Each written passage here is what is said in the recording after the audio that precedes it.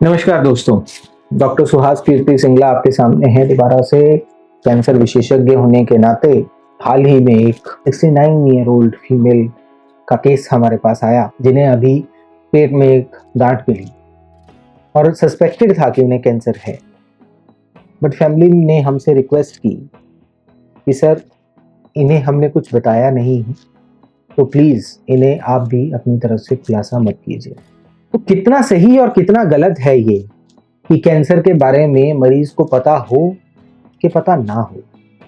Morally क्या ये ठीक है या नहीं है, हम इसी पे बात करें। क्या इसका कैंसर के इलाज पे कोई फर्क पड़ता है कि नहीं पड़ता है, हम इसके बारे में बात। अभी जिस मरीज के बारे में मैं बात कर रहा था, उनकी जो वो गांठ थी, अब अगर उसको ऑपरेट करना है और हम उनको नहीं बताते, तो उनको ये बताने के लिए हमें एक और बात, कुछ ना कुछ नया बताना होगा कि उस गांठ को हम ऑपरेट कैसे करें, उनके किस अंग पे कितना इम्पैक्ट आने वाला है।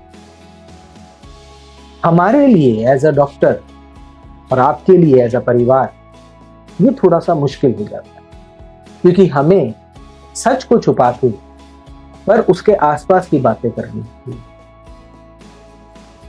पर क्या ये सही है? तो ये डिपेंड करता है कि जो मरीज जिसको हम ट्रीट करने जा रहे हैं, वो क्या ये सुनने के लिए रेडी हैं, क्या वो तैयार हैं कि नहीं।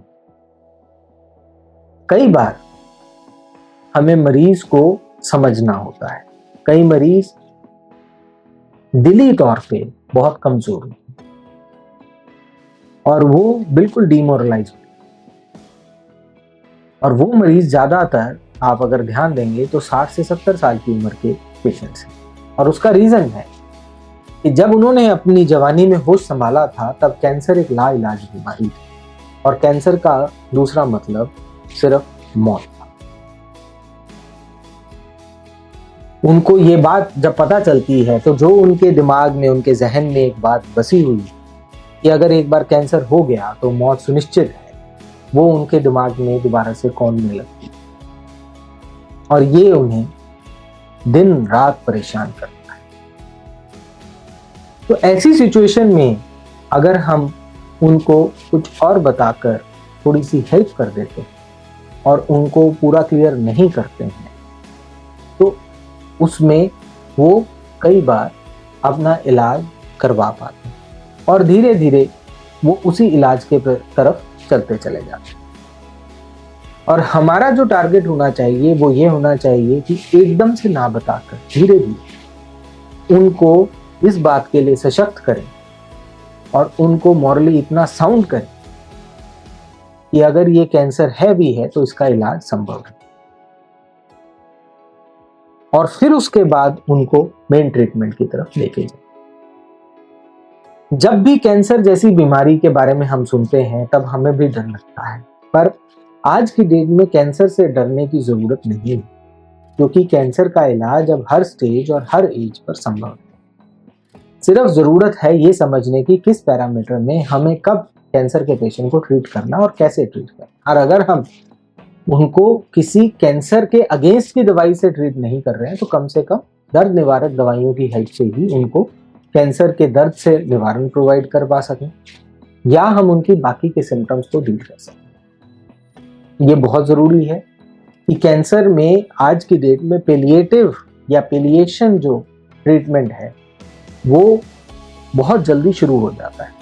पहले ऐसा काउंट होता था कि अगर पेशेंट को कैंसर है और अगर वो स्टेज 4 का कैंसर है, तो उसके अंदर अगर उसको मॉर्फिन की गोली शुरू हो गई तो बस मरीज 5-6 महीने का है। आज की डेट में ऐसा नहीं है। अब पेलिएशन साथ ही साथ स्टार्ट की है।